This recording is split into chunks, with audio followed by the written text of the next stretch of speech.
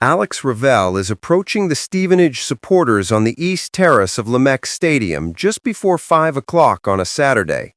This season, the scene has grown recognizable as Revell celebrates with his trademarked fist pumps, each one being greeted by a louder cheer from Borough fans than the one before. After a thrilling 2-0 victory against bitter rivals Luton Town, their 8th victory in 10 games, Stevenage, one of League One's smallest clubs with the second lowest attendances, is atop the league. For Borough, these are heady times. Even though many people believe they should hover in the bottom reaches of the third tier, they are currently in their 50th season of existence and are at their highest point in the pyramid. Revell tells the reporter, "I think we're ahead of where we thought we'd be. We had a transitional season last year, during which we saw indications of a strong team before losing a few players in quick succession. We made a lot of effort to recruit and play the way we wanted to during the summer. The players that joined us have embraced our already successful group. We put in a great deal of effort to ensure that the players have the best chance to go and provide their best effort. Everyone is doing that right now." Only in 2010 did Stevenage receive their first EFL promotion, and they are currently in their 3rd season back in League One, following their 2023 promotion under Steve Evans. After Evans left to join Rotherham, Revell took over as manager in April 2024, and they placed 9th in 2023-24 before finishing 14th the most recent season. Revell's own history at the club is intriguing. Following his retirement from Borough in 2019, he was named manager of the under-18 team.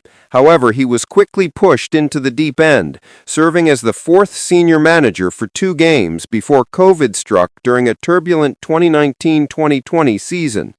Only off-field problems at Bury and Macclesfield prevented the team from being relegated out of League Two that season, which also saw Revell briefly return to playing. Despite maintaining Stevenage's EFL status throughout his 21-month term in charge, he decided to leave in November 2021 due to a poor run of results. After that, the former striker returned to work in the academy, and Evans elevated him to first-team coach until he took over once more.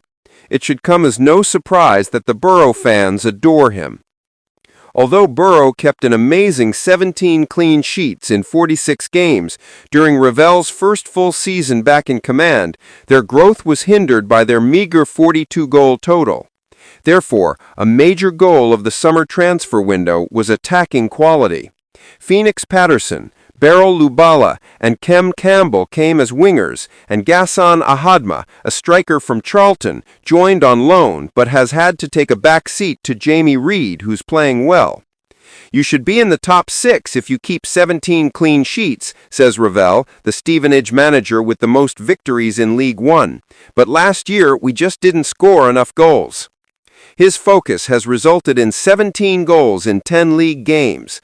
They have secured 4 shutouts at the opposite end, despite crushing fellow League One powerhouse AFC Wimbledon 5-1 in the EFL Trophy.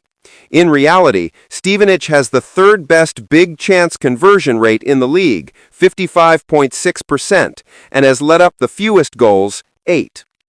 The nucleus of the League Two promotion-winning team still is in place, but the summer additions, which importantly also included Aston Villa goalkeeper Philip Marshall and Plymouth midfielder Jordan Houghton, have added to an already outstanding roster.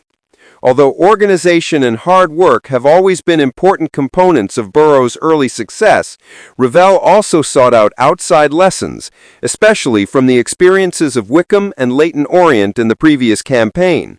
Orient fell to Charlton in the playoff final, and Wycombe, who had been second before manager Matt Bloomfield was acquired by Luton in January, were defeated by the Addicks in the semi-final.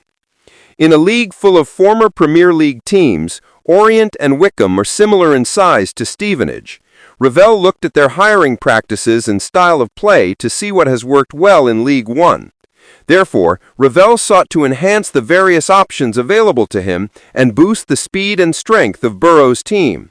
According to Revell, you have to have your own stamp, but you also have to learn from other teams, managers, and people. We have to learn from the models of those two, as they are models that are similar to ourselves. They most probably went above and beyond last season, but if they can do it, can we with our current group? Off the field, Revell has helped the team become incredibly united and cohesive. The 7,228 people who attended Borough's triumph over Luton was the second highest crowd in the team's history, only surpassed by an FA Cup match against Newcastle in 1998. In reality, Stevenage's story is a victory of consistency and progression. Under the wise ownership of Phil Wallace, they consistently turn a profit and have championship-caliber training facilities. Similarly, the Lamex has gradually improved over time. In other news, this week it was revealed that Xsola, a video game e-commerce company based in Los Angeles, had renewed its sponsorship of the team. This was dubbed the most significant shirt deal in the club's history. However, the team's solidarity and camaraderie are the foundation of Borough's success. Our group is that one special thing about us, explains Revell. As a coach or player, I have never collaborated with a better group. They know our values and the history of the football team. There are times when you go somewhere and a shirt fits, and many of our players have shirts that fit here. As a club, we take great pride in where we are now. In recent years, Borough players have taken vacations together, and this summer's preseason training camp in Murcia helped foster that sense of camaraderie. Following promotion in 2023, this included a trip to Marbella with most of the team. The club may ask more than 10 people for references during background checks on prospective hires.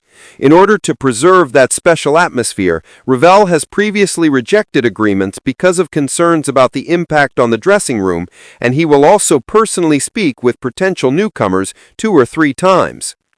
When thinking back on his former time as manager, the 42-year-old is frank and entertaining. According to him, I felt prepared for the day-to-day side of things like signing players. However, I doubt that I had any idea who I was or what I was as a boss. I had no idea what it was like to be under pressure to oversee 22 boys who all wanted to play, manage people in different ways, and recognize when players needed a break. I had never experienced that pressure before, so I didn't handle it well. We decided to part ways after I started to see a team that I didn't want to monitor as a manager. However, I doubt that I would be who I am today if I hadn't been given that opportunity. It helped to put things in perspective when Revell studied pressure during his UEFA Pro license and spoke to emergency service personnel, bomb disposal, and even the Red Arrows. He now makes an effort to spend more time with his family outside of the game, as does his wife Julia's work in the neonatal section at Addenbrooke's Hospital in Cambridge. I have a staff that I trust beyond measure, and I know exactly how I want to manage things now and do things. I just feel comfortable with everything. I am very fortunate because I have one of the 72 positions available. I must make full use of that opportunity and enjoy it. Another indication of the club's progress is the fact that their match against Peterborough was postponed last Saturday owing to international call-ups. Now, Borough faces crucial top-of-the-table matches against Bradford and Lincoln in back-to-back weeks. How far is this team capable of going? Revell ends, I know it's a cliché, but honestly, we just enjoy building what we're doing.